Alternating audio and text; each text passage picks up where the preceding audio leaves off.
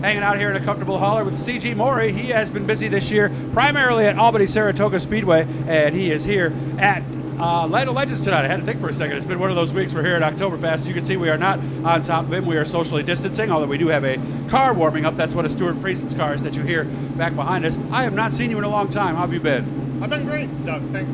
How's it going this week? This week we're struggling a little bit. 3 of the tracks we haven't seen before ever.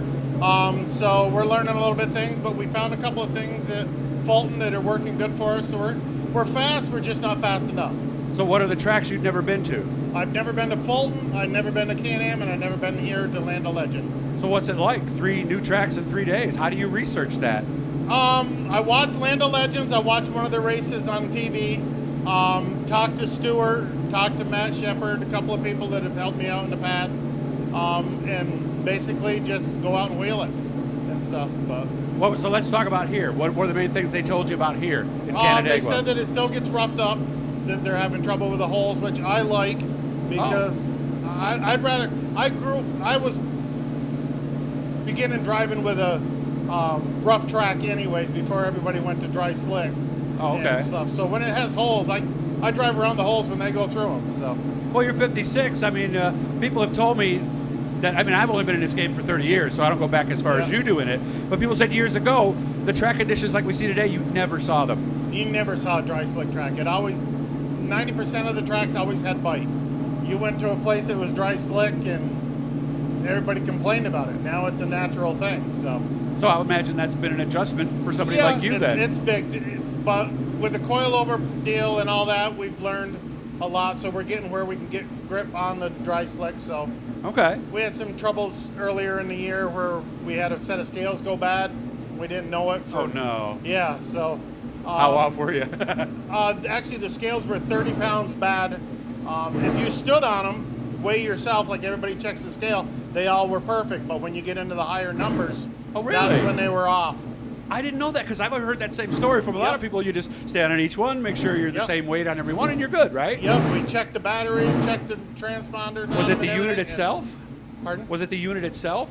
Yeah, they got to be recalibrated. I talked to Intercomp, and they said that they got to be recalibrated every so many years. Okay. And stuff. So, and ours are a few years old, so it's just something happened. So. What made you realize that the scales were the problem, or something related to them? Well, we were running like. We ran good in the beginning of the year. We're doing good, and then all of a sudden our season just went to crap, and couldn't get a hold of it. Everything was always weird. So I took it up to the Buzz 2 shop, is a friend of mine's spot, and he put it on his scales, and he goes, well, everything's not too bad. And I'm like, well, wait a minute, look at your numbers and look at my numbers. Yeah, we're not even close, right? Right. And so we found out there was 30 pounds of discrepancy. And so then I took them home. My brother had a brand new set of scales. I put them on my scales again, then put his right on it right the same time. And I found out his were 1 pound different than Spot's were. So it was my scales that were bad. And now we scaled it for OktoberFAST with my brother's scales. And the car's been good again. Okay, good. So. Yeah, because I've heard the stories, and I know you have too, of somebody who didn't realize their shop floor wasn't level. See, we run lasers and all that stuff. Okay. So, yeah, all that. I mean, we got all the trick stuff. It's just when the trick stuff goes bad, it's hard to notice it. So. Yeah, and then there's different things that could be. I'm sure you tore the car apart too, going, okay. That's why I took it to Spot. I said, I don't know. Sometimes you look at something too long, you miss things. You need another opinion sometimes. Right. So I said, just take a look at it and see what it is. And what it was the scales. Everything else in the car was good. You were out in Malta all year? Yeah, we ran Malta all year. How was it? We ran a couple races at Orange County, but that was it. Malta's still pretty bitey from what everybody tells me. It's got bite. It gets slick sometimes, but then you can search and find bite where it gets slick in the middle and everything. Which now that we found a slick setup, we found at Fulton it worked.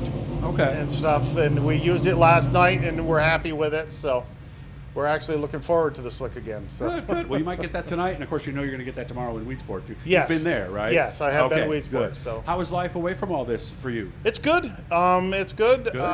Busy at work. Work is doing good. What do you do? We own a collision center. That's Crash Palace, right? Yeah, Crash Palace, and then we have 802 towing and everything. So those are. That makes sense. Somebody wrecks, bring it right to your place, right? Yeah, we don't do too many crash calls. We're not on the no? rotation or anything like that. We just do it mainly for our business and everything. We're thinking about branching out, but it's with help and everything else. It's kind of hard right now. And those throughway contracts are quite pricey, from what I understand. Well, right? we don't have anything like that. I'm in Vermont, so Oh, we don't have too I many didn't realize that. throughways. Whereabouts in Vermont? I'm a Vermonter We're myself. just south of Rutland, which is Okay. Killington ski area. That's usually people know where to go skiing. So. Oh, okay. Yeah, I'm from St. Albans. I was actually born Oh, there you go. in St. Albans. Nice little sleepy town, by the way. Oh yeah, there's 990 people in my town, and I don't even know half of them. Really, you know almost half of them. That's great. Yeah, it was spread out. It's a size-wise, area-wise, it's a big town, but Gotcha. my brother picks on me because there's only 2 gas stations and 1 little general store. So. Yeah, sometimes that's easier to manage, right? Oh yeah, All right. No traffic jams.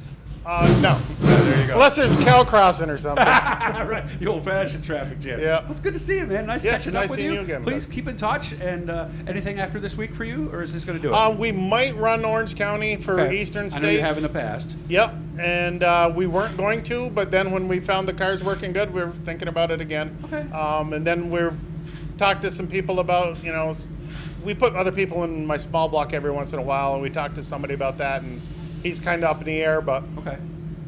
we'll see. Yeah, he offered me the ride tonight, but I decided I'll do that some other night. So we'll talk more about that later. There you go. See the little blue E down in the right-hand corner? That's how you subscribe. It does not cost you any money. All it does is just let you know every time we do something cool, like talking to CG here. Really good to see you, man, and I hope maybe I'll talk to you later, okay? All right, thanks a lot, Doug. Thank you.